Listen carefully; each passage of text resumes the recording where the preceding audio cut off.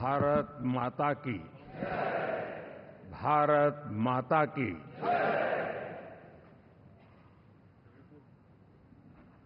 मैं सबसे पहले तो इस सभागृह में उपस्थित एनडीए घटक दलों के सभी नेतागण, नवनिर्वाचित सभी सांसदगण और हमारे राज्यसभा के भी सांसदगण, आप सबका हृदय से बहुत बहुत आभार व्यक्त करता हूं।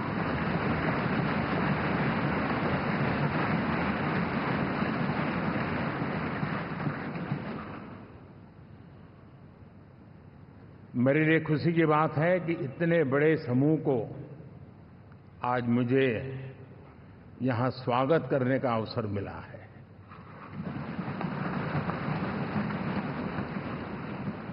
जो साथी विजयी होकर के आए हैं वे सभी अभिनंदन के अधिकारी हैं,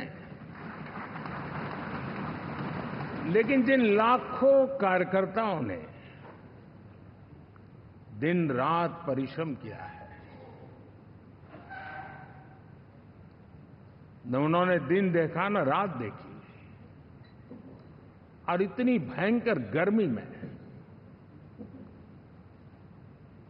हर दल के कार्यकर्ता ने जो पुरुषार्थ किया है, परिश्रम किया है, मैं आज संविधान सदन के इस सेंट्रल हॉल से सर झुका करके उनको प्रणाम करता हूं।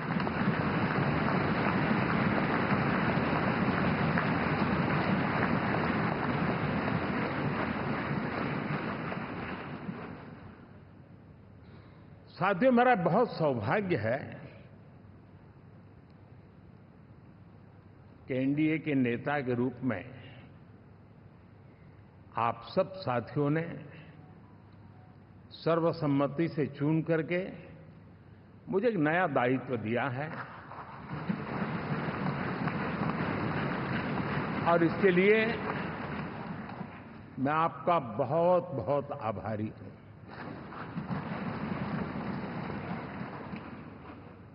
व्यक्तिगत जीवन में एक मैं जवाबदारी का एहसास करता हूं। जब 2019 में इस सदन में मैं बोल रहा था, आप सबने मुझे नेता के रूप में चुना था, और तब मैंने एक बात पर बल दिया था, विश्वास। आज जब आप मुझे फिर से एक बार ये दायित्व देते हैं, इसका मतलब है कि हम दोनों के बीच, हम आपस में विश्वास का सेतु इतना मजबूत है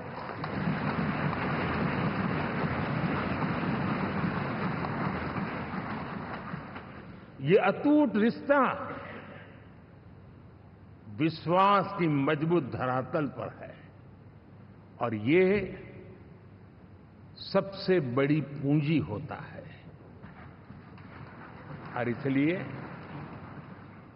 ये पल मेरे लिए भावुक करने वाले भी हैं, और आप सबके प्रति जितना धन्यवाद करूं उतना कम है।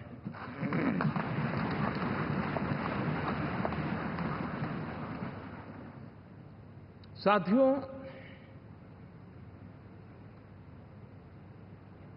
बहुत कम लोग इन बातों की चर्चा करते हैं, शायद उनको सूट नहीं करता होगा,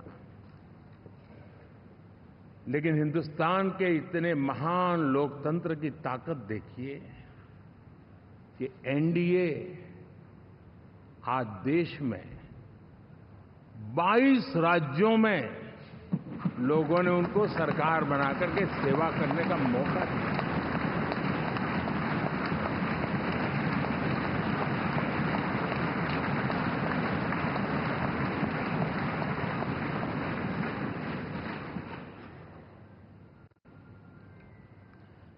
हमारा ये अलायंस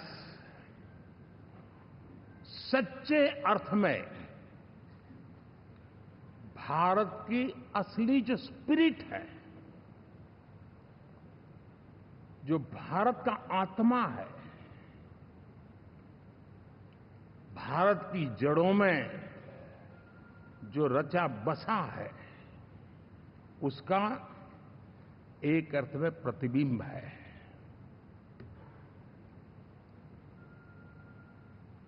और मैं इसलिए कह रहा हूं कि थोड़ी नजर करें, हमारे देश में 10 ऐसे राज्य जहां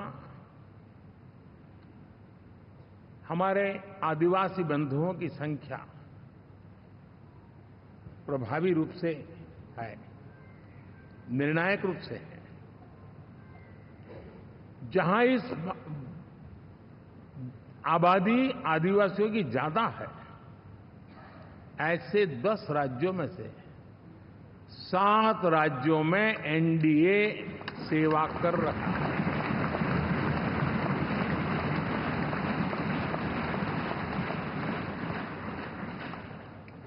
साथियों, हम सर्वपंथ संभाव के हमारे संविधान को समर्पित है और देश में चाहे हमारा गोवा हो या हमारा नॉर्थ ईस्ट हो, जहां बहुत बड़ी मात्रा में हमारे ईसाई भाई बहन रहते हैं, आज हम उन राज्यों में भी एनडीए के रूप में सेवा का अवसर हमें मिला।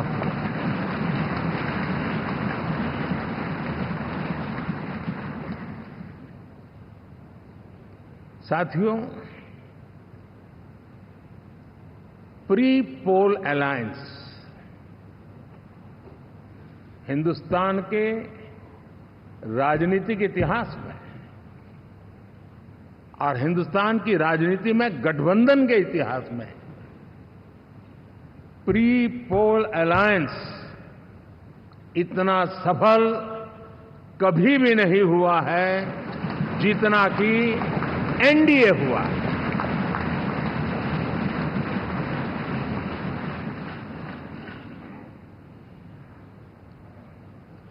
और ये गठबंधन का विजय,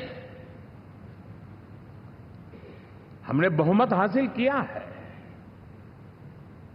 और मैं कई बार कह चुका हूं, शब्द अलग होंगे लेकिन मेरे भाव उसमें एक सातत्य है। सरकार चलाने के लिए बहुमत आवश्यक है, लोकतंत्र का वही एक सिद्धांत है, लेकिन देश चलाने के लिए सर्वमत बहुत जरूरी होता है।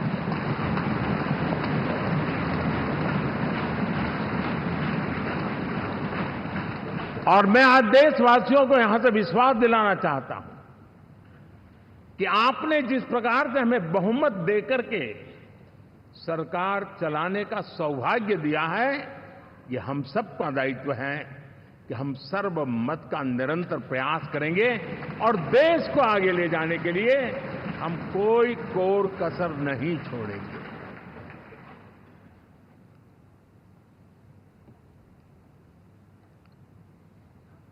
साथियों, एनडीए को करीब करीब 3 दशक हो चुके हैं। यानी आजादी के 75 साल में 3 दशक एनडीए, ये सामान्य घटना नहीं है जी। विविधता से भरे हुए अपनी लोकतांत्रिक और सामाजिक रचना के बीच में ये 3 दशक की यात्रा एक बहुत बड़ी मजबूती का संदेश देती है।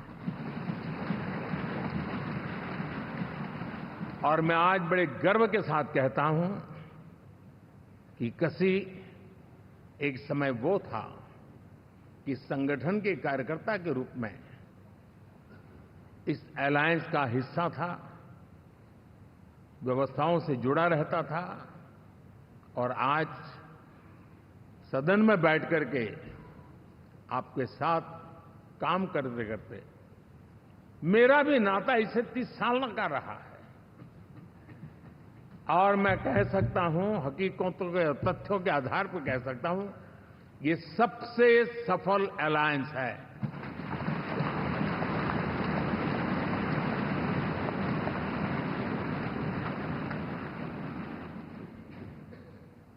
हम गर्व से कह सकते हैं कि 5 साल का टर्म होता है। इस अलायंस ने 30 साल में से 5-5 साल के 3 टर्म सफलतापूर्वक पार किए हैं और अलायंस चौथे टर्म में एंटर कर रहा है।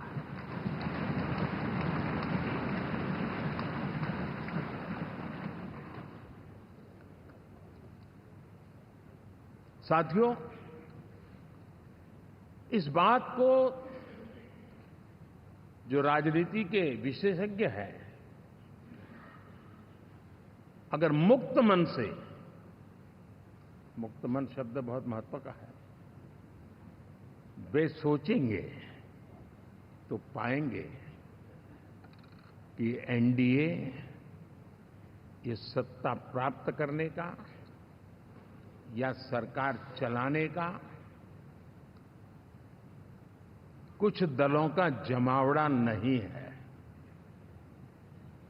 ये राष्ट्र प्रथम की मूल भावना से नेशन फर्स्ट के प्रति कमिटेड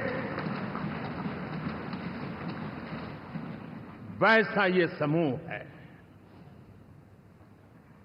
और 30 साल का लंबा कालखंड शुरू में शायद असेंबल हुआ होगा, लेकिन आज मैं कह सकता हूं कि भारत के राजनीतिक व्यवस्था में एक ऑर्गेनिक अलायंस है।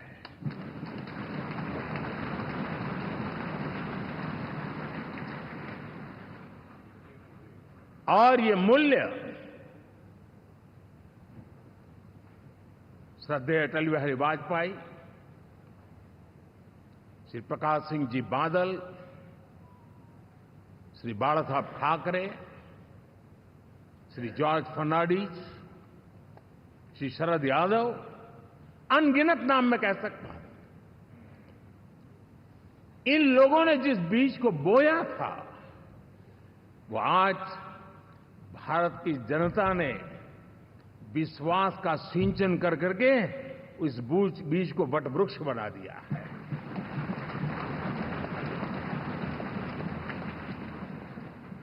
और हम सबके पास ऐसे महान नेताओं की विरासत है और हमें इसका गर्व है।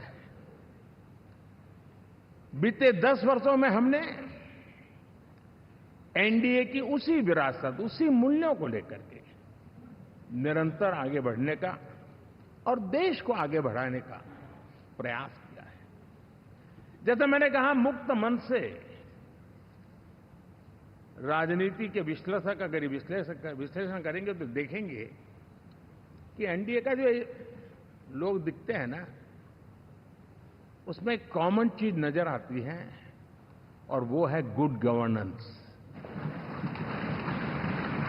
इन सबने अपने अपने समय में, अपने अपने कार्यकाल में जब जब जहां सेवा करने का मौका मिला है,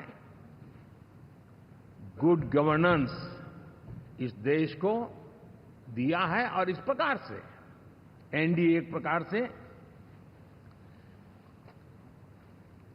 एनडीए कहते ही गुड गवर्नेंस ये अपने आप पर्यायवाची बन जाता है। साथियों, हम लोगों के सभी के कार्यकाल में, चाहे मैं गुजरात में रहा हूं या बाबू हमारे आंध्र में रहे हो या नीतीश जी ने बिहार के लिए भरपूर सेवा की हो, हम सबके अंदर केंद्र बिंदु में गरीब का कल्याण केंद्रस्थ रहा है।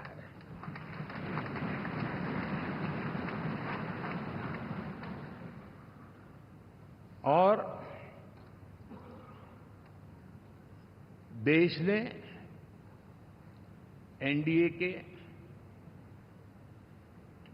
गरीब कल्याण के, गुड गवर्नेंस के 10 साल को देखा है। इतना नहीं, मैं कह सकता हूं देश ने इसे जिया है।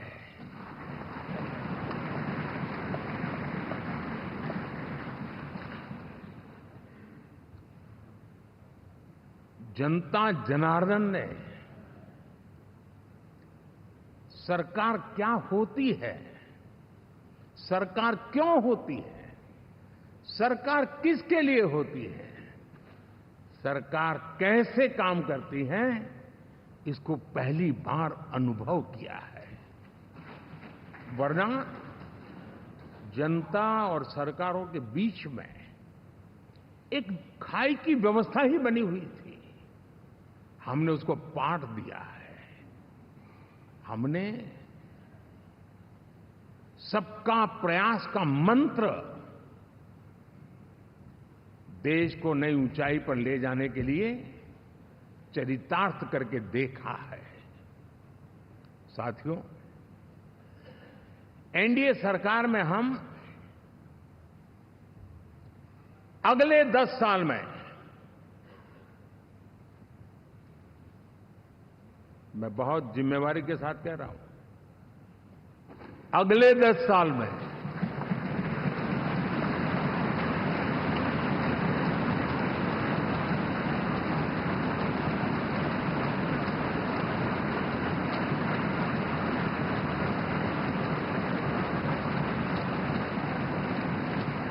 गुड गवर्नेंस, विकास, नागरिकों के जीवन में क्वालिटी ऑफ लाइफ, और मेरा व्यक्तिगत रूप से एक बहुत बड़ा ड्रीम है, मैं लोकतंत्र की समृद्धि को जब सोचता हूं तो मैं चाहता हूं कि सामान्य मानवीय के जीवन में से, और खास करके मध्यम वर्ग, उच्च मध्यम वर्ग, उनके जीवन में से सरकार की दखल जितनी कम हो उतनी लोकतंत्र की मजबूती है।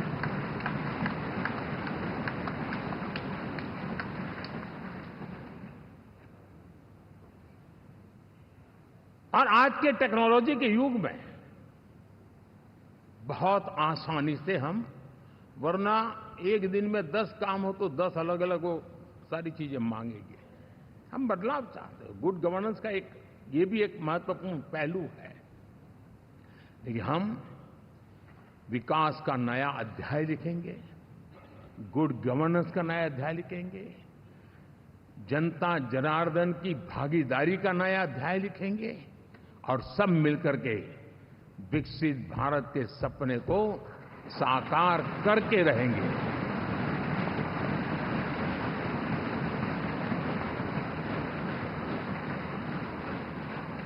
साथियों, एनडीए में, और मैं अगर विस्तार से कहूं तो सदन में किसी भी दल का कोई भी जनप्रतिनिधि होगा, मेरे लिए सब बराबर है।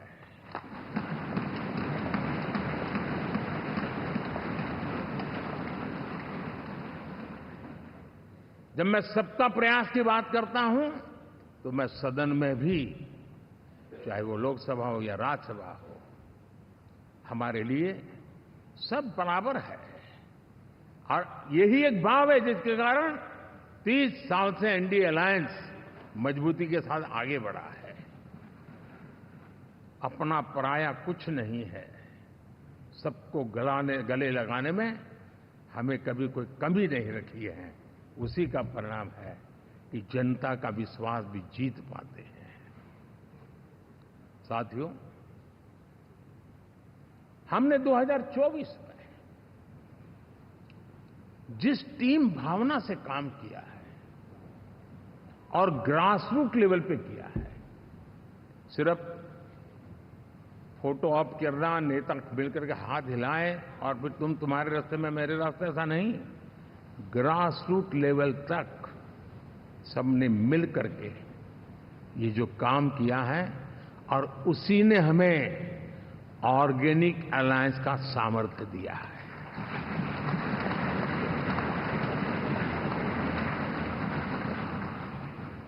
एक दूसरे का सहयोग किया है। हर किसी ने यही सोचा, जहां कम वहां हम। अगर कोई कमी है तो मैं आऊंगा, मैं मेहनत करूंगा, लेकिन तुम्हें कमी नहीं रहने दूंगा। जहां कम वहां हम, ये हर कार्यकर्ता ने जी करके दिखाया है, और तभी तो जीत आती है। साथियों, कभी कभी मैं कह सकता हूं कि हमारा 10 साल का अनुभव है, भारत के हर क्षेत्र का और भारत के हर नागरिक का जो एस्पिरेशंस हैं, रीजनल एस्पिरेशंस हैं, वे और नेशनल एस्पिरेशंस, इसका एक अटूट नाता होना चाहिए। इसके बीच में हवा तक गुजर न सके, इतना जुड़ाव होना चाहिए, तब देश आगे बढ़ता है।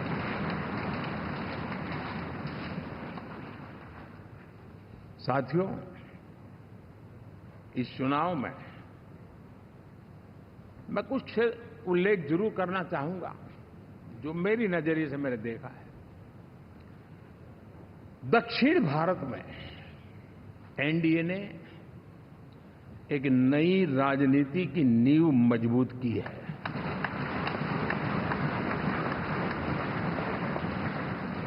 अब देखिए, कर्नाटक एंड तेलंगाना, अभी तो इनकी सरकारें बनी थी, लेकिन पल भर में ही लोगों का विश्वास टूट गया, भ्रम से लोग बाहर आ गए और एनडीए को गले लगा दिया। कर्नाटक और तेलंगाना में दोनों जगह।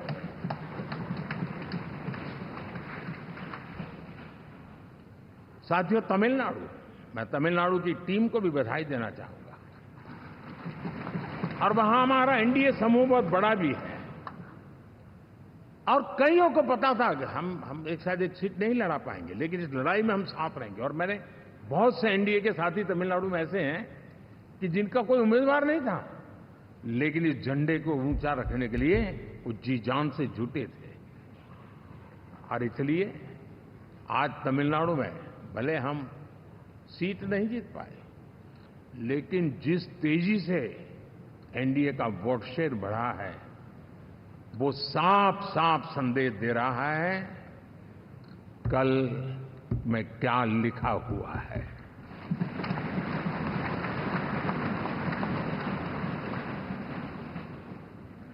साथियों, पुडुचेरी हो, केरला, हमारे सैकड़ों कार्यकर्ताओं के बलिदान हुए हैं। यूडीएफ हो या एलडीएफ हो, शायद हिंदुस्तान के राजनीतिक जीवन में इतना जुल्म एक विचारधारा को लेकर के जीने वाले लोगों पर हुआ होगा तो सिर्फ मैं कह सकता हूं केरल में हुआ है। जम्मू कश्मीर से भी ज्यादा हुआ है। उसके बावजूद भी सामने कहीं विजय नजर नहीं आता था। उन्होंने परिश्रम की पराकाष्ठा में कभी पीछे नहीं रहे, पीढ़ियां खपा दी। और आज पहली बार संसद में केरल से हमारा प्रतिनिधि बन के आया।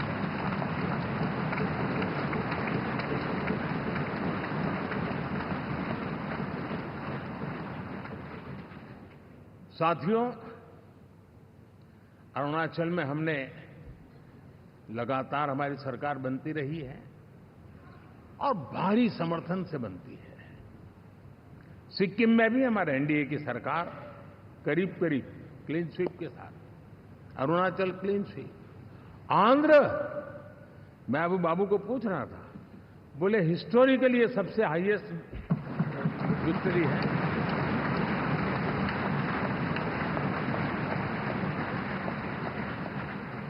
और ये जो यहां दिखता है ना पवन, ये पवन नहीं, ये आंधी है।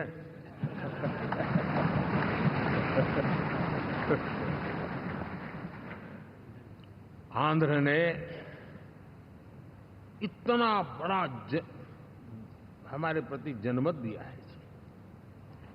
हिंदुस्तान के लिए एक सामान्य मानवीय की विकास की जो जिजीविषा है उसका प्रतिबिंब है। और महाप्रभु जगन्नाथ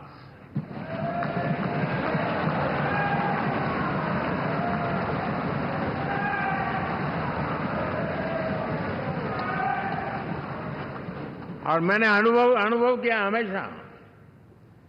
मैं हमेशा मानता हूं ईश्वर के अनेक रूप होते हैं, लेकिन जब मैं भगवान महाप्रभु जगन्नाथ जी को याद करता हूं तो मैं हमेशा मानता हूं ये गरीबों के देवता है।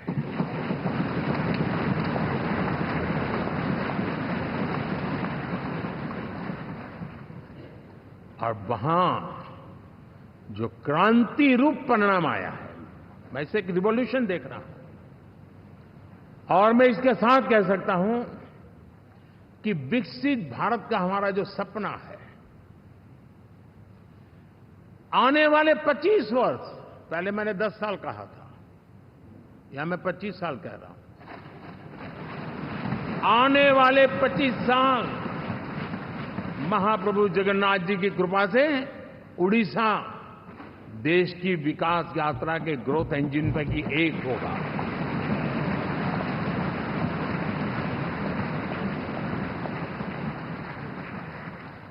साथियों, हम लोग जब 4 जून के नतीजे चल रहे थे, मैं तो अपने काम में कुछ व्यस्त था, बाद में फोन आना शुरू हो गए। तो मैंने किसी को पूछा, यार ये तो ठीक है आंकड़े वांकड़े, तो मुझे ये बताओ कि ईवीएम जिंदा है कि मर गया?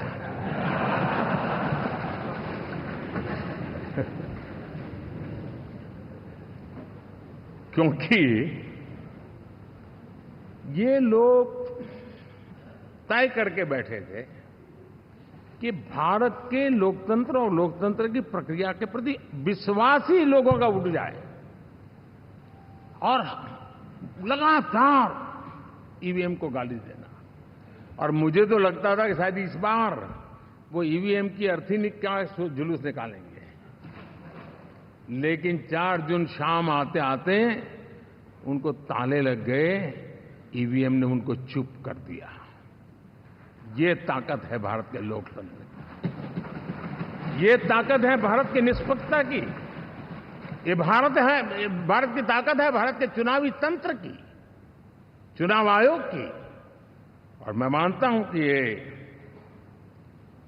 आशा करता हूं कि 5 साल तो अब ईवीएम शायद मुझे नहीं सुनाई देगा, लेकिन जब 29 में हम जाएंगे तो फिर से शायद ईवीएम को लेकर के नाचने की शुरुआत करेंगे, क्योंकि इनके सुधरने की संभावना बहुत कम है।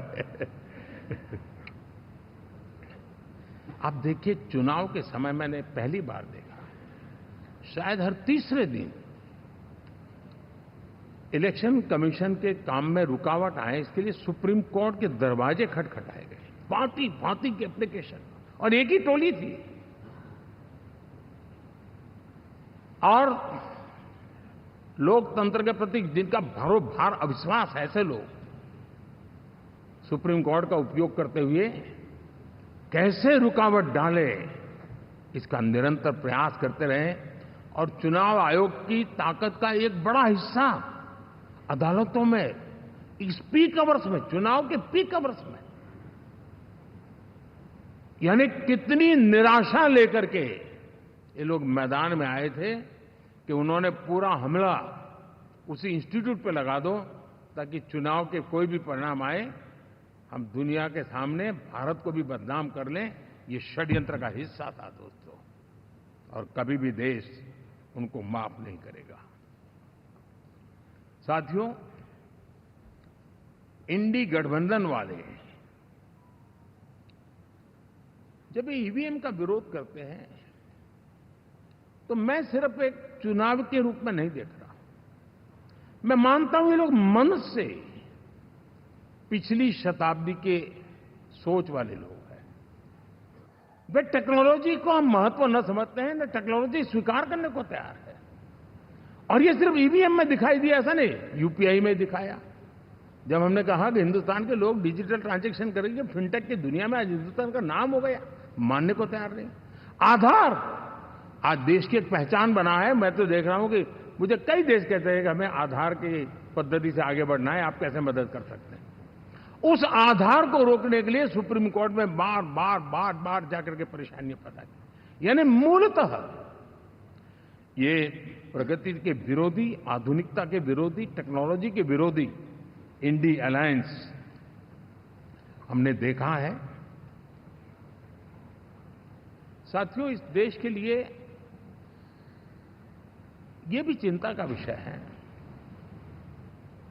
कि विश्व में भारत के लोकतंत्र की ताकत को कम आंकने का प्रयास, और कितना एक्सट्रीम है।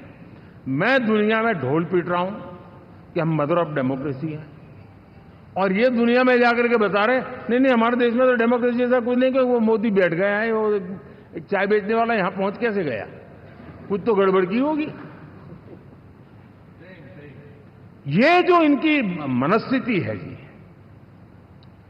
भारत के नागरिकों को चुनाव प्रक्रिया के प्रति अविश्वास पैदा करने का जो उनका षड्यंत्र है, मैं मानता हूं कि अब दुनिया भी भारत के लोकतंत्र की विविधता, विशालता, व्यापकता, गहनता, इन सबको भी जानने समझने के लिए आकर्षित होगी। ऐसे इस चुनाव के नतीजे में देख रहा हूं। साथियों, जब 1 तारीख को मतदान पूरा हुआ और 4 तारीख को काउंटिंग, इस बीच की चीजों को आप देखिए। योजनाबद्ध तरीके से देश को हिंसा की आग में झोंकने का बयान दिए जाते थे। यहां इकट्ठे होना, यहां पहुंचना, यहां करना। कुछ लोग इस चीज को गंभीर नहीं लेते हैं, लेकिन ये बहुत गंभीर है। आप भारत के लोकतंत्र को, पहले उसकी व्यवस्था को अनादर करते हो, अब परिणाम आने से पहले एक ऐसा माहौल बना दो कि बस आग लगा देंगे। हर प्रकार से उन शब्दों का अर्थ यही निकलता है कि उन्होंने देश को उस दिशा में ले जाने का प्रयास किया था। लगातार देश को गुमराह करने का प्रयास किया गया, देश के लोगों को बांटने का प्रयास किया। अरे, चुनाव एक ऐसा लोकोत्सव होता है कि ज्यादा से ज्यादा लोगों को हम जोड़े, तोड़ने के लिए नहीं होता है। लेकिन हर प्रकार से कोशिश यही की गई है। साथियों, मैं मानता हूं कि 2024 के लोकसभा के चुनाव के जो नतीजे हैं, हर पैरामीटर से देखेंगे, दुनिया ये मानती है और मानेगी कि ये एनडीए का महाविजय है।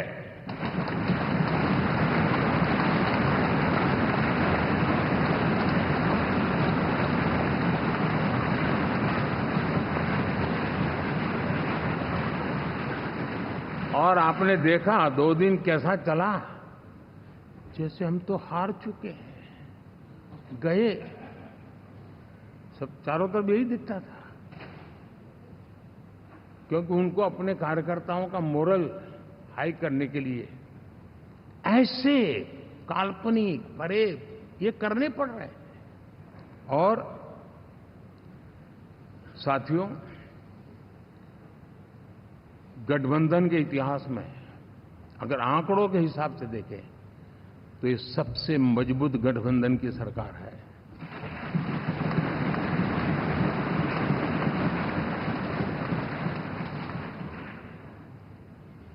लेकिन कोशिश ये की गई कि इस विजय को स्वीकार न करना, उसको पराजय के छाया में डुबो कर रखना। लेकिन उसकी ऐसी चीजों की बाल मृत्यु हो जाती है, और हो भी गई। लेकिन देशवासी जानते हैं कि न हम हारे थे, न हम हारे हैं।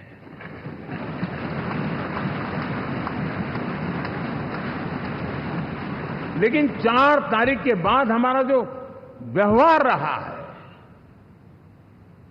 वो हमारी वो पहचान बताता है कि हम विजय को पचाना जानते हैं।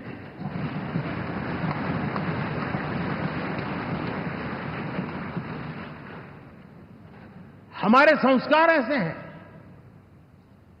कि विजय की गोद में उन्माद पैदा नहीं होता है और न ही पराजित लोगों के प्रति उपहास करने के हमारे संस्कार हैं। हम विजय को भी पचाते हैं और पराजित का भी उपहास करने की विकृति हम नहीं पालते। ये हमारे संस्कार हैं।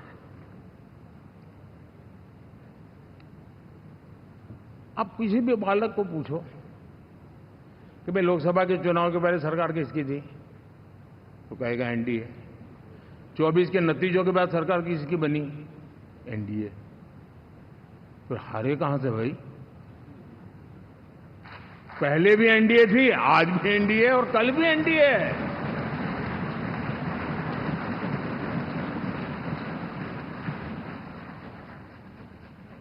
आप सोचिए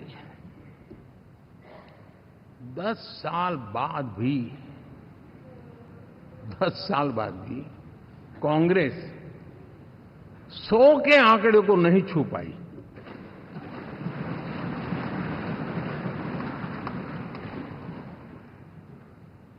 और अगर मैं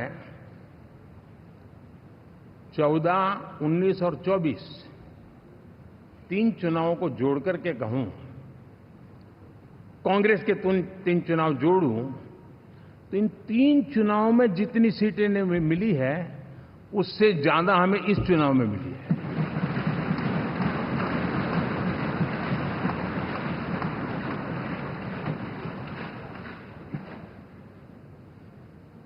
और मैं साफ देख रहा हूं साथियों, एनडीए वालों को अंदाज नहीं है। वे धीरे धीरे पहले तो डूब रहे थे, अब तेज गति से ये गर्त में जाने वाले हैं।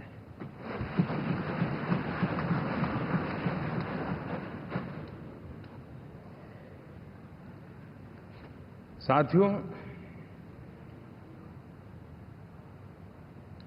इंडिया अलायंस वाले देश के सामान्य नागरिकों की जो समझ है, आज भी वो उसके सामर्थ्य को समझ नहीं पाए हैं या समझना चाहते नहीं हैं। भारत के सामान्य व्यक्ति की भी एक समझ है, और जो जमीन से जुड़ा रहता है ना, वो समझ को छूता है, समझता है, पहचानता है। वो वहां नहीं है। साथियों, इन लोगों का जो व्यवहार रहा है 4 तारीख के बाद, मैं आशा करता था कि वे लोकतंत्र का सम्मान करेंगे, लेकिन उनके व्यवहार से लगता है कि शायद उनमें ये संस्कार आए, इसके लिए हमें और इंतजार करना पड़ेगा। और तो मैं ज्यादा कुछ कह नहीं सकता। और ये वो लोग हैं जो खुद की पार्टी के पीएम का अपमान करते हैं, उसके निर्णयों को फाड़ देते थे। खुद की पार्टी को विदेशी मेहमान आ जाए तो उसके लिए चेयर नहीं होती थी। ये सारे दृश्य आपने देखे हैं। ठीक। और मैं समझता हूं कि इन सारी स्थितियों में से हम लोकतंत्र की मजबूती और जनता जनार्दन के प्रति आस्था, इसको हम, साथियों, लोकतंत्र हमें सबका सम्मान करना सिखाती है। विपक्ष में भी जो सांसद जीत करके आए हैं, मैं उनको भी बधाई देता हूं।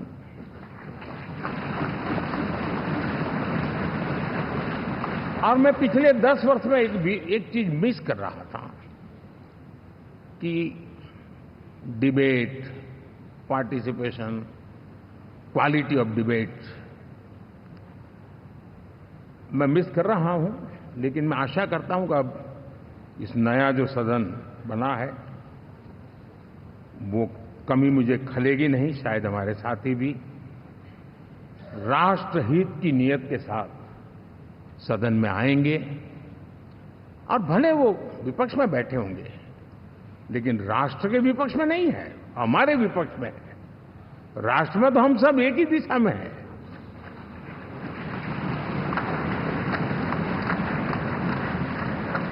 राष्ट्र में हमारा कोई पक्ष विपक्ष नहीं है। राष्ट्र में तो हम 140 करोड़ है।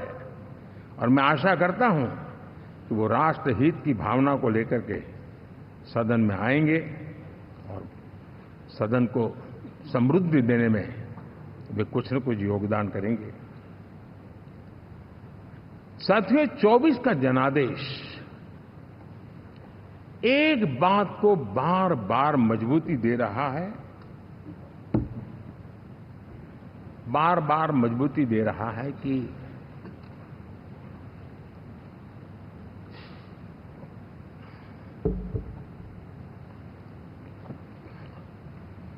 देश को आज के वातावरण में सिर्फ और सिर्फ एनडीए पर ही भरोसा है।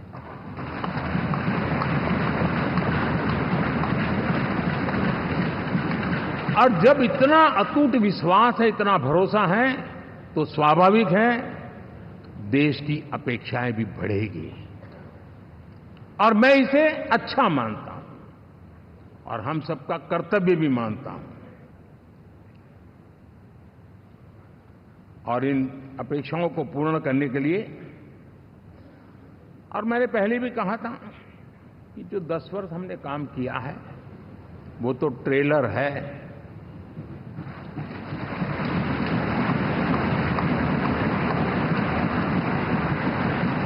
और वो मेरा चुनावी वाक्य नहीं था, ये मेरा कमिटमेंट है।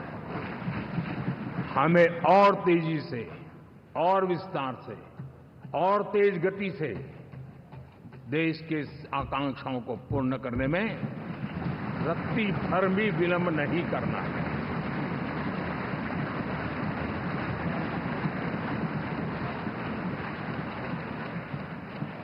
जनता जनार्दन चाहती है हम पहले से ज्यादा डिलीवर करें। जनता चाहती है कि हम खुद ही हमारे पुराने रिकॉर्ड तोड़े।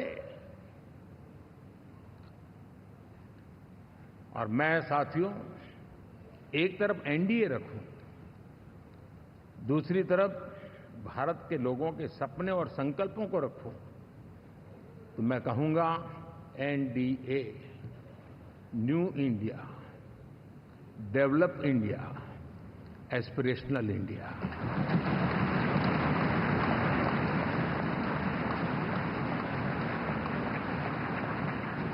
और इसी सपने और संकल्पों को पूरा करना, ये हम सबका संकल्प भी है, कमिटमेंट भी है, और हमारे पास रोड मैप भी है।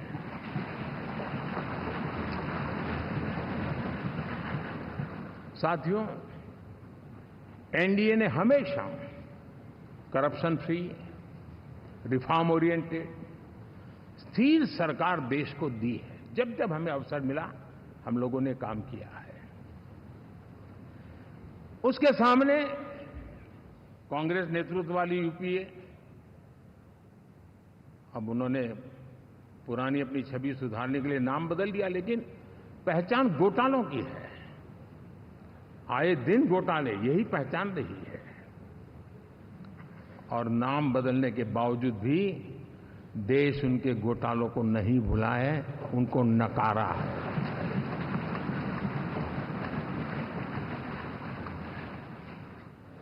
और मैं कह सकता हूं साथियों, इंडी अलायंस वालों ने एक व्यक्ति का अपोज करने के वन पॉइंट एजेंडा के कारण देश की जनता ने उनको ही ऑपोजिशन में बिठा दिया है।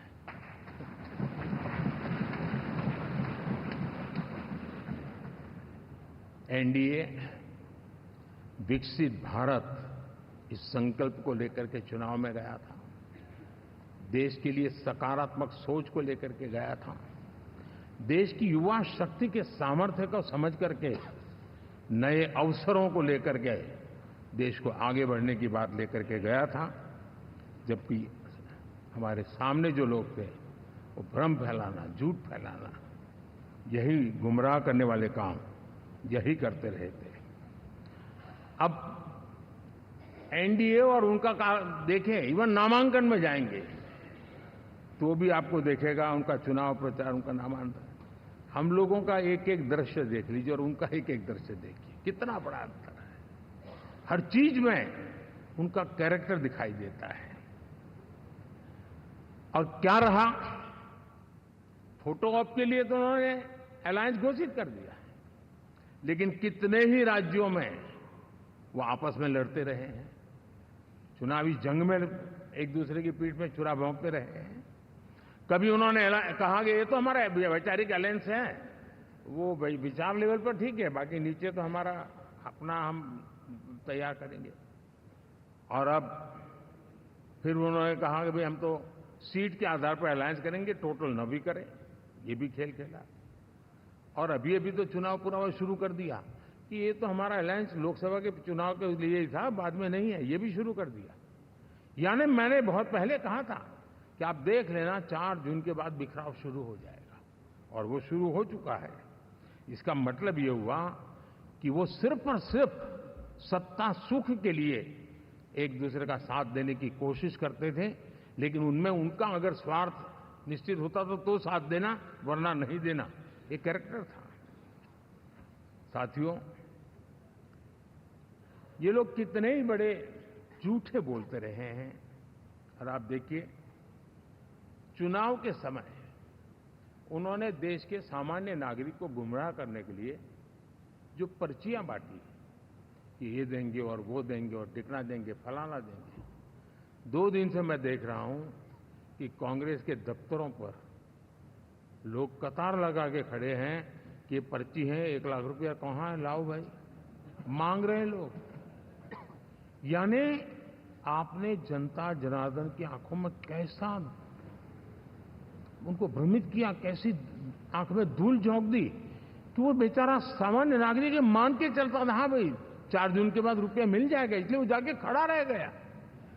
और अब उसको धक्का मारा जा रहा है, डंडे मारे जा रहे हैं, वहां से निकाला जा रहा है। अब इस प्रकार का चुनाव, ये अपने आप में देश के गरीबों का अपमान है, हमारे देश के सामान्य नागरिकों का अपमान है। और कभी भी देश ऐसी हरकतों को न भूलता है, न ही कभी माफ किए बिना माफ कभी करता है।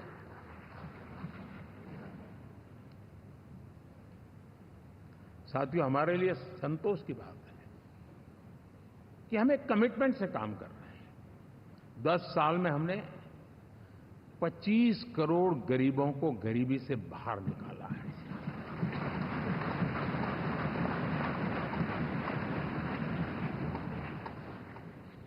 गरीब कल्याण का एक सुरक्षित मजबूत कवच दिया है हमने उसको, और उसके अंदर भी एक नए एस्पिरेशंस पैदा हुए हैं कि हां, अब मुझे गरीब नहीं रहना है, और उसके लिए मुझसे जो हो सके मैं हर अवसर का फायदा उठाऊंगा।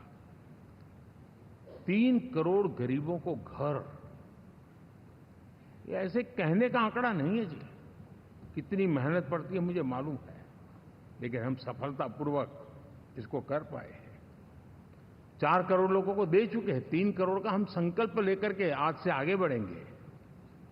यानी ये भी हिम्मत है कि 4 करोड़ देने के बाद जिन परिवारों का विस्तार हुआ है, जरूरत पड़ी है, और राज्यों की भी उसमें इच्छा है, 3 करोड़ नए घर बनाने का संकल्प।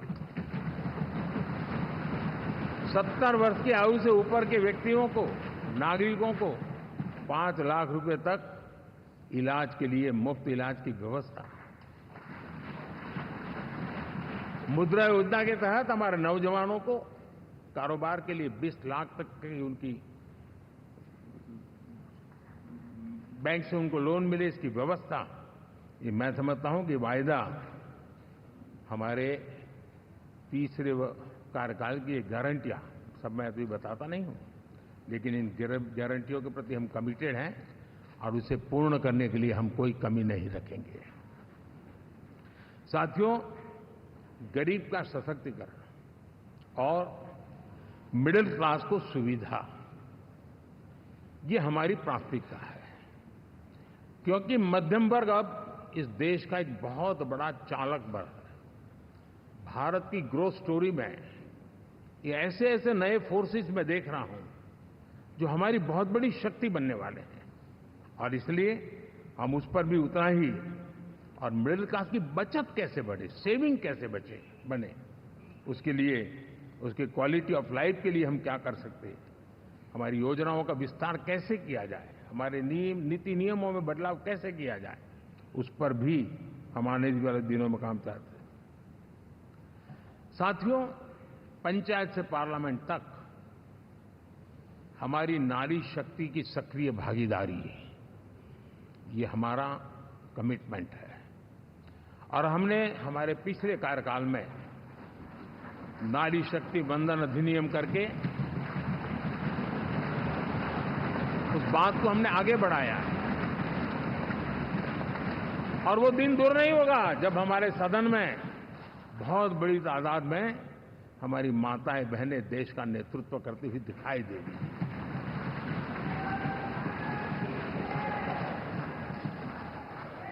इस पूरे चुनाव में हम सबसे ज्यादा महिला उम्मीदवारों को टिकट देने वाली पार्टी रहे हैं, ये हमारा कमिटमेंट है।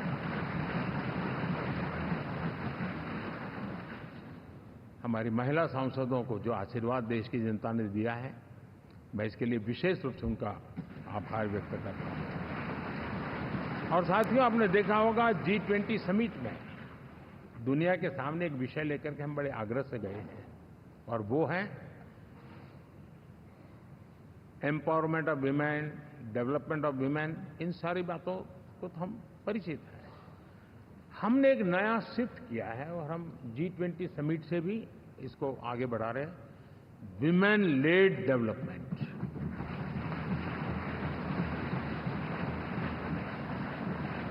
एक बार हमारा इस प्रकार का कमिटमेंट बनता है तो परिवर्तन बिल्कुल साफ नजर आता है। साथियों, एनडीए का ये कार्यकाल बड़े फैसलों का है, तेज विकास का है, और अब हम समय गंवाना नहीं चाहते कि हम 5 नंबर की इकोनॉमी से 3 नंबर की इकोनॉमी पर पहुंचना।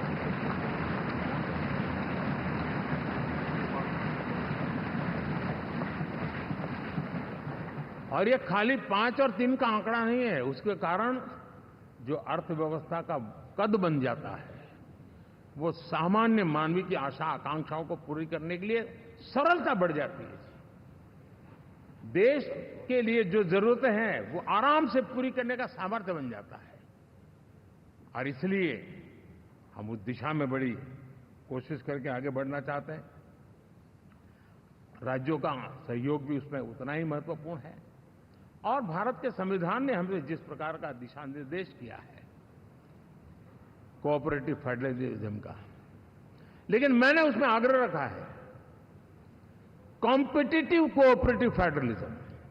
हमारे राज्यों के बीच में भी तंदुरुस्त स्पर्धा हो, राज्य और केंद्र के बीच में भी तंदुरुस्त स्पर्धा हो, हम अच्छा करने की स्पर्धा करें, और उस दिशा में हम आगे बढ़ना चाहते हैं। और हमने देखा है कि जब मैं कॉम्पिटिटिव कोऑपरेटिव फेडरलिज्म की बात करता हूं, आपने देखा G20 समिट हम एक जगह पे कर सकते थे, हम भी मालाएं पहन करके फोटो निकलवा सकते थे, लेकिन हिंदुस्तान के अनेक शहरों में 200 से ज्यादा मीटिंगें हुई, और दुनिया भर के नीति निर्धारक जो कहे G20 देशों के और बाकी भी 5-7 देशों के, वो हिंदुस्तान के कोने कोने में गए, उनके देशों में जाकर के भारत की विविधता, भारत की विशालता, इसकी चर्चा कर रहे हैं। उनके लिए आश्चर्य है, हमने तो दिल्ली आकर के वापिस जाते थे, पता ही नहीं था कि देश इतना बड़ा है। ये अपनी एक ताकत का परिचय हुआ है। हमने कोविड में देखा, राज्यों के साथ कोऑपरेशन के साथ हमने जिस प्रकार से लड़ाई लड़ी, और एक सूत्र में रह करके लड़े, दल किसी का भी हो सरकार में, लेकिन हमने इस काम को किया क्योंकि हमारा कोऑपरेटिव फेडरलिज्म के प्रति कमिटमेंट है। एस्पिरेशनल डिस्ट्रिक्ट एक ऐसा मॉडल है गवर्नेंस का जिसमें राज्य भी उतना ही सक्रियता से हमारे साथ जुड़े हुए हैं, और दुनिया के लिए जो डेवलपिंग कंट्रीज हैं उनके लिए गवर्नेंस का एक ऐसा मॉडल प्रस्तुत हो रहा है जिसका अब तो केस स्टडी के रूप में दुनिया के अनेक यूनिवर्सिटी केस स्टडी करना शुरू की है। अब उसको हम आगे बढ़ाते हुए एस्पिरेशनल ब्लॉक की तरफ ले जा रहे हैं ताकि हमारे ग्रास रूट लेवल पे भी जो वीक एरियाज हैं, जहां सुविधाएं अभी सामान्य एवरेज से भी नीचे हैं, उसको हम जल्दी से जल्दी उस स्टेट की एवरेज तक लाना चाहते हैं। देश का रीजन कोई भी क्षेत्र हो, सर्वांगीण विकास को लेकर के हम चले। साथियों, गत 10 वर्ष में इंफ्रास्ट्रक्चर के क्षेत्र में हमने एक बहुत बड़ा यानी सोचने में भी बदलाव लाए। जमीन पर तो ला ही लाए, वरना हमारे देश में सोचा चलेगा यार, बारे एक बार कर लो ना, उस सारे में से बदलाव नहीं। अब तो अच्छा ही चाहिए, बड़ा ही चाहिए, जल्दी से जल्दी पहुंचाने वाला चाहिए। सामान्य मानवीय के मन को हमने इस से प्रेरित भी किया है और पुरुषार्थ करके हमने उस दिशा में काम किया है। 5 साल में हमें गति शक्ति यानी इस प्रकार के प्लेटफॉर्म पर जो काम किया है, जो काम 6-6, 8-8 महीने तक नहीं होता था, वो आज 15-20 दिन में कर सकते हैं। सर, टेक्नोलॉजी का उपयोग करके हम काम कर रहे हैं। और ये जब होता है तो उसका मूल फायदा देश के नौजवानों के लिए रोजगार के अति अवसर बन जाते हैं। उनके लिए जीवन में सिलेक्शन के लिए बहुत बड़ा दायरा बढ़ जाता है। और वो हमें साथियों, आज भारत दुनिया में विश्व के लिए एक नया मैन्युफैक्चरिंग हब के रूप में उभर रहा है। और जब हम मैन्युफैक्चरिंग हब कह रहे हैं तब सिर्फ इलेक्ट्रॉनिक गुड्स या सर्विसेज की मैं बात नहीं कर रहा हूं। मैं फूड प्रोसेसिंग में भी आज दुनिया में हम बहुत तेजी से आगे बढ़ रहे हैं और वो भारत के किसानों को बहुत बड़ी ताकत देने वाला है। उसी प्रकार से स्पेस हो, आर्टिफिशियल इंटेलिजेंस हो, स्टार्टअप्स की बात हो, स्किल जॉब अपॉर्चुनिटीज की बात हो, आज भारत बहुत तेजी से आगे बढ़ेगा, बढ़ रहा है, ये मेरा विश्वास है। साथियों, मुद्रा योजना, ड्रोन दीदी, विश्वकर्मा योजना, इसने भी नई संभावनाओं को जन्म दिया है। साथियों, हमारी संस्कृति, हमारी विरासत, उसके प्रति हम जितना ध्यान केंद्रित करेंगे, दुनिया के लिए आकर्षण का केंद्र बनेगा। और इसलिए हम उन दिशा में, और मैं मानता हूं भारत के लिए टूरिज्म एक ऐसा एवेन्यू है जो गत शताब्दी में हमें कभी, आज से लेकर के पीछे के 100 साल में कहूं, ऐसा अवसर नहीं मिला है जैसा आने वाले 25 साल में मिलने वाला है। दुनिया भारत की तरफ मुड़ने वाली है। अब हमारा काम है हम इसके लिए आवश्यक व्यवस्थाओं को विकसित करें, हमारी विरासत के प्रति हम हमारा पर्यटन का विकास करते हुए एक विन विन सिचुएशन का हम फायदा उठाएं और उसमें बहुत अधिक निवेश की संभावनाएं मैं देखता हूं। और ये ऐसा क्षेत्र है जिसमें हर स्तर के लोग कमाते हैं, गरीब से गरीब आदमी भी कमाता है और बड़ी बड़ी होटल वाला भी कमाता है, हर कोई इसमें कमाता है। और हमने टूरिज्म के हम बल देना चाहते हैं, बहुत पोटेंशियल है। आज जो इंफ्रास्ट्रक्चर के क्षेत्र खुले हैं, इसका फायदा उसको मिलता है। एयरवे हो, रेलवे हो, हमारे एक्सप्रेस वे हो, ये हमारा यातायात जितना बेहतर हो और हमारा डिजिटल कनेक्टिविटी का जो काम है, ये इसके लिए एक बहुत बड़ा पॉजिटिव ग्राउंड तैयार कर रहा है और जिसका फायदा मिलने वाला है। और जो वोकल फॉर लोकल और रीजनल टूरिज्म, इसको एक बल देने का काम है। साथियों, अब दुनिया एक नए युग में प्रवेश रही है। जिस समय औद्योगिक क्रांति हुई, उस समय हम गुलामी के दौर से गुजर रहे थे, तो औद्योगिक क्रांति का जितना फायदा लेना चाहिए हम नहीं ले पाए। अब एक नया युग शुरू हो रहा है, हरित युग, ग्रीन एरा। भारत के पास बहुत संभावनाएं हैं इसका नेतृत्व करने की, और हम इसके लिए आने वाले दिनों में ग्रीन हाइड्रोजन की बात हो, ग्रीन एनर्जी हो, या ग्रीन जॉब्स हो, या ग्रीन मोबिलिटी हो, इन सारे विषयों को हम इतनी तेजी से आगे बढ़ाना चाहते हैं ताकि इस हरित युग का नेतृत्व दुनिया में भारत का सामर्थ्य सिद्ध कर दें, ये हम चाहते हैं। साथियों, इसी सिलसिले में इस 5 जून को जब पर्यावरण दिवस था, 4 जून को नतीजे आ गए थे, तो उसी दिन मेरे मन में एक विचार आया कि कार्यक्रम 5 जून को हमने आरंभ किया, एक पेड़ मां के नाम। हर किसी को मां के प्रति श्रद्धा होती है, और मैं भी देशवासियों को कहूंगा कि आने वाले समय में कभी आपकी माताजी का जन्मदिन हो, क्या कोई और शुभ दिन हो, अपनी मां के नाम पर एक पेड़ लगाइए। और मां जीवित हैं तो साथ लेकर जाइए, उनकी फोटो आप सोशल मीडिया में अपलोड कीजिए, और मां नहीं है तो उनकी फोटो रख करके एक पेड़ लगाइए, और वो अपनी मां का भी सम्मान होगा और धरती मां की सेवा होगी। हम इन 2 माताओं की सेवा करें। साथियों, एनडीए, अब भारत आइसोलेशन में नहीं जी सकता। वैश्विक परिवेश में भारत की भूमिका दिनों दिन बहुत बढ़ती चली जा रही है।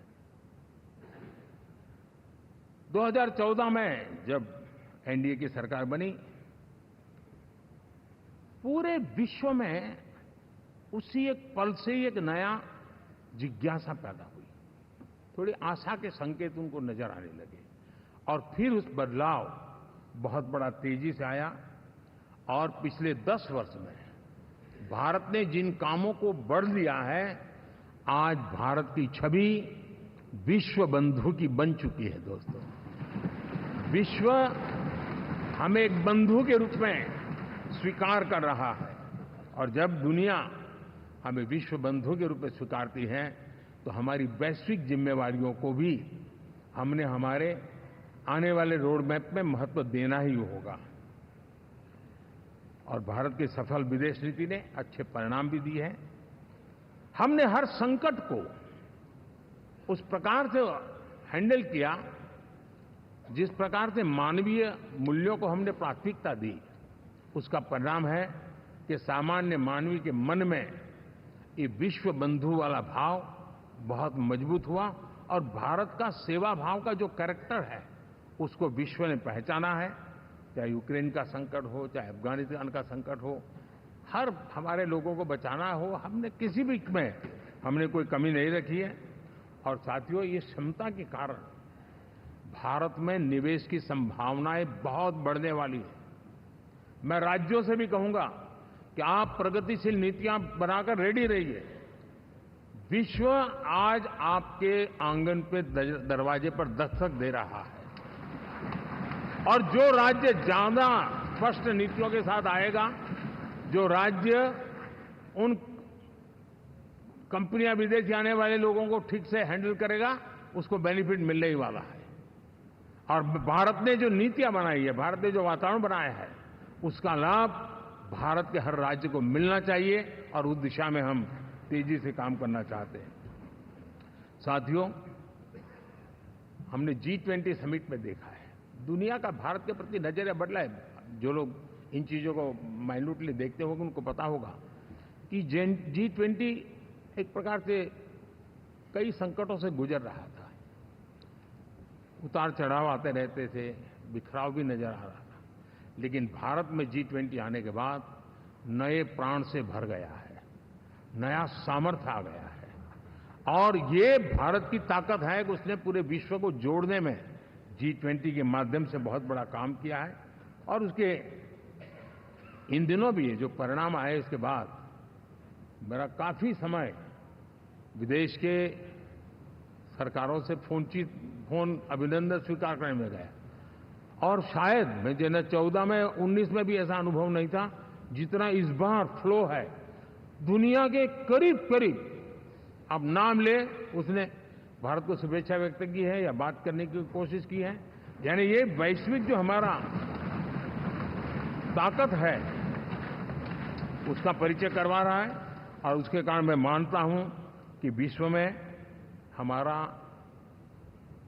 सम्मान और साथ साथ भारत में निवेश, ये दोनों संभावनाएं बढ़ रही है। साथियों, हमारे संविधान का 75वां वर्ष है।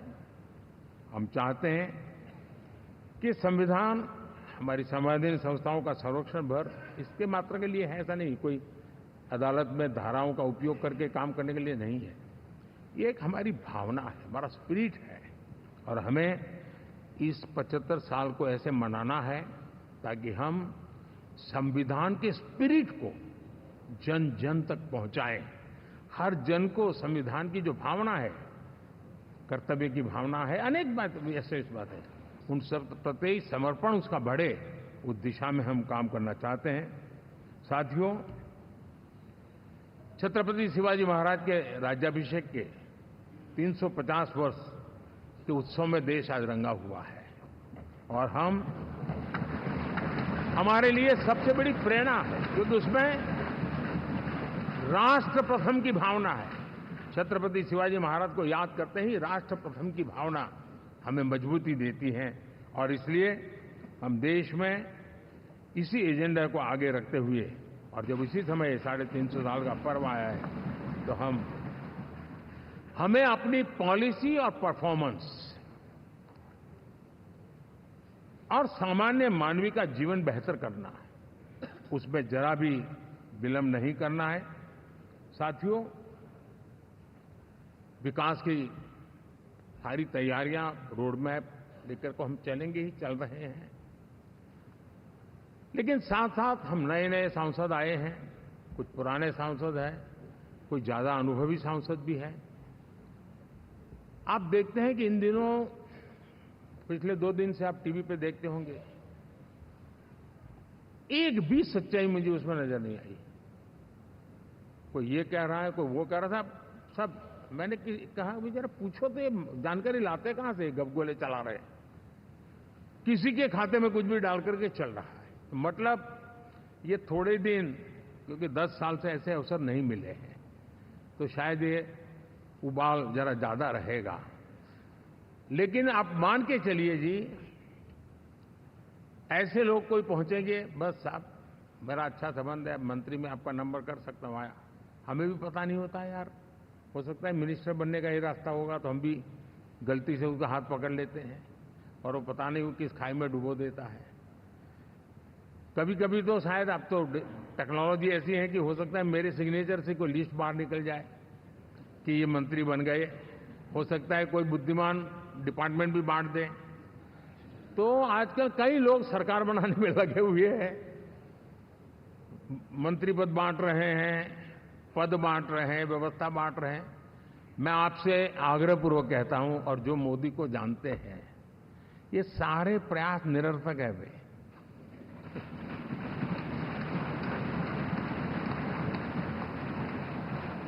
आप भी किसी का फोन आ जाए तो 10 बार वेरीफाई कीजिए कि जिसने फोन किया है वो सचमुच में अथॉरिटी है। अदरवाइज कोई भी क्या, भाई आपका नाम हो गया है, सुबह परिवार को बुला लीजिए, शपथ समारोह में आना है, हो गया। तो ऐसी गपबाजी करने वाली एक बहुत बड़ी फौज रहती है।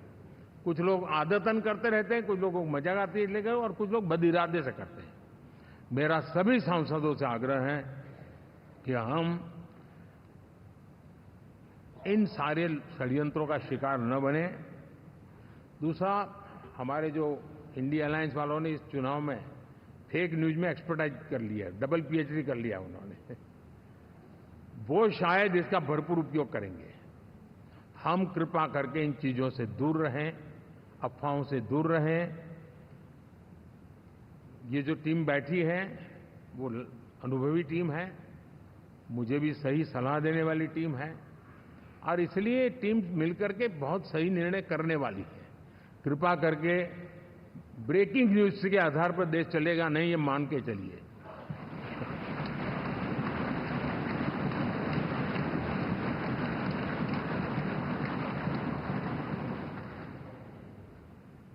साथियों, विकसित भारत का संकल्प लेकर के हम चले हैं। 3 नंबर की इकोनॉमी पहुंचना मैं जानता हूं, निश्चित रोड मैप के साथ उसको हम पार करने वाले हैं। और मैंने पहले भी कहा था कि मेरा पल पल देश के नाम है, मेरा पल पल आप लोगों के नाम है। मैं 24/7 अवेलेबल हूं।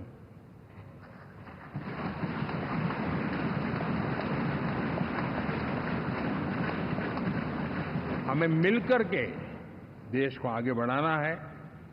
फिर से एक बार आप लोगों ने मुझ पर जो विश्वास जताया है, जो प्यार दिखाया है और जो समर्थन दिया है, वाकई मैं मानता हूं भारत के लोकतंत्र की एक बहुत बड़ी ताकत है। मैं जितना आपका आभार व्यक्त करूं उतना कम, और मैं विश्वास दिलाता हूं कि मैं आपकी आशा अपेक्षाओं को पूरी करने में, परिश्रम करने में कोई कमी नहीं रखूंगा।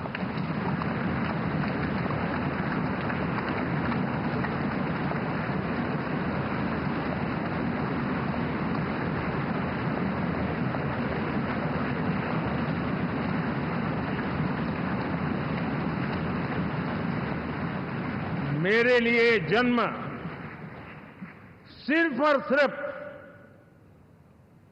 वन लाइफ वन मिशन, और वो है मेरी भारत माता। ये मिशन है 140 करोड़ देशवासियों के सपनों को पूरा करने के लिए खप जाना।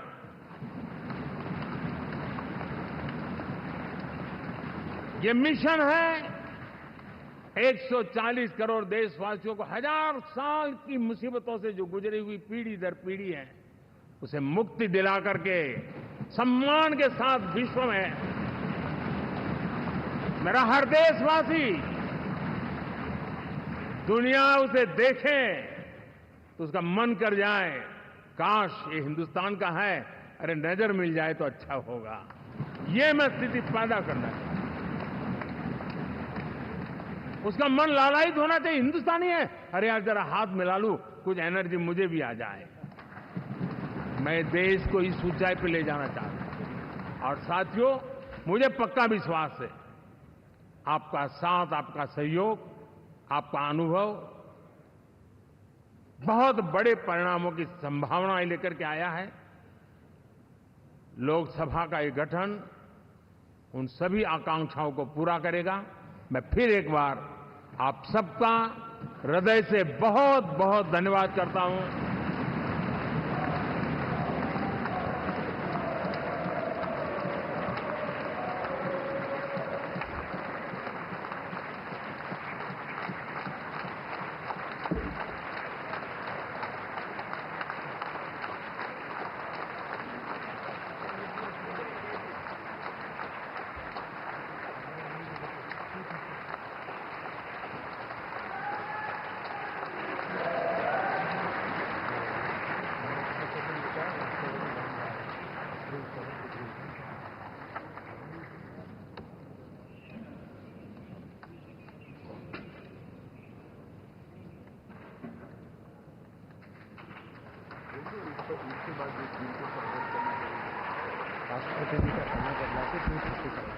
जो एनडीए के साथी स्वागत करना चाहते हैं वो आगे आ सकते हैं, और बाकी भी जो फिर पार्टी के वरिष्ठ नेता भी स्वागत करना चाहते हैं वो आगे आ सकते हैं।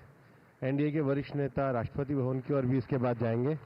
तो एनडीए के साथी तमिलनाडु देवनाथ, हाँ जाओ जाओ।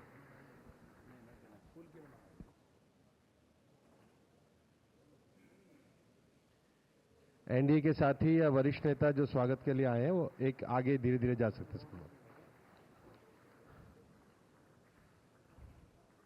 तो एनडीए संसदीय दल की बैठक में ऐतिहासिक निर्णय, ये ऐतिहासिक बैठक है और प्रधानमंत्री के तौर पर चुना गया है एनडीए संसदीय दल का नेता